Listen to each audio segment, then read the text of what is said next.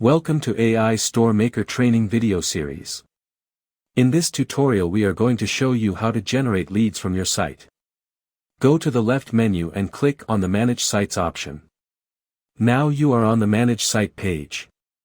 Click on Site Setting option. Enable Pop-up View option and choose the Pop View option according to your choice.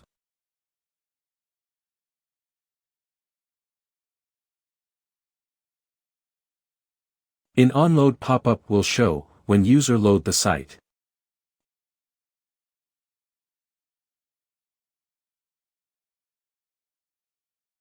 On exit pop-up will show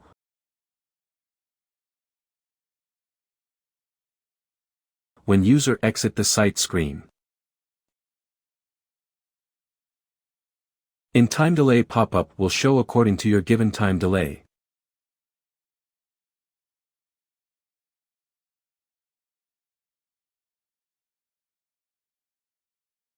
You can get leads from the site by using this pop-up option.